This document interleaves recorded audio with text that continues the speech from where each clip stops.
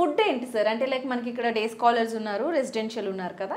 So residential వాళ్ళకి residential వాళ్ళకి ఏంటి మేడం, మార్నింగ్ 8 to 8:30 బ్రేక్ఫాస్ట్ ఉంటుంది, 12:30 to 1:30 లంచ్ ఉంటుంది మేడం, మళ్ళీ 7:30 to 8 నైట్ డిన్నర్ ఉంటుంది మేడం. ఈవినింగ్ 5 to 5:30 స్నాక్స్ ఉంటుంది. ఇక్కడ మా దగ్గర ఒక పప్పు మేడం, పెరుగు, సాంబార్, చట్నీ, ఒక ఫ్రై డైలీ అన్నట్టు. మళ్ళీ weekly two times non veg madam, మళ్ళీ 2 times ఎగ్ ఇస్తాం మేడం. ఒకసారి ఉడకబెట్టిన గుల్స్ ఎగ్స్, ఇంకోసారి ఎగ్ కర్రీ, అంటే ఆనియన్స్ వేస్తారు కదా మేడం. అంటే ఎట్లా అంటే మేడం, ఎక్కడికి వెళ్ళినా ఫుడ్ పరంగా కొంచెం అందరికి ప్రాబ్లం అవుతుంది. అందులో గర్ల్స్ ఉండదు మేడం, పీసీఓడి ప్రాబ్లమ్స్ వస్తుంటుంది. వాళ్ళు తినేదే కొంచెం, మళ్ళీ ఆ తినేది కొంచెం మంచిగా ఉంటేనే తింటారు మేడం, లేకుంటే తినకుండా కిందికి వచ్చేస్తారు. వాళ్ళేమో తినలేకుండా కిందికి వచ్చి చదవరు. నేను తినలేదే, నేను ఇంకా చదవలేదే, నా వల్ల కాదే అంటే ఇంకొక అమ్మాయి చెప్పుకుంటా అంటారు. ఇదంతా ఎందుకు, నువ్వు ఫస్ట్ బాగా తిను, హెల్తీగా ఉంటే కదా చదవాలి.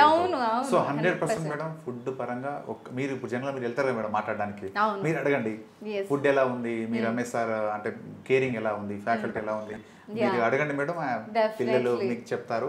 ఫుడ్ పరంగా అసలు ఎక్సలెంట్ మేడం, ఎందుకంటే మేమే దగ్గరుండి వండిస్తాం.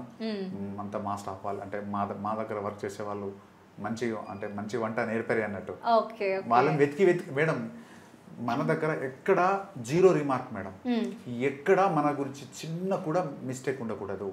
ఎక్సలెంట్ ఫ్యాకల్టీ ఉండాలి, ఎక్సలెంట్ ఎన్విరాన్మెంట్ ఉండాలి, ఎక్సలెంట్ ఫుడ్ ఉండాలి, ఎక్సలెంట్ కేరింగ్ ఉండాలి, పిల్లలతో మాట్లాడే విధానం, పిల్లలకు మోటివేషన్ చేసే విధానం, everything good madam, everything fine.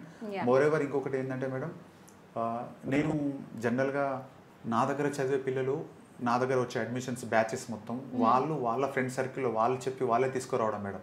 నేను ఎక్కడా బయట మాధవ అకాడమీ ఉంది మీరు రండి అని ఎక్కడా చెప్పలేదు కూడా.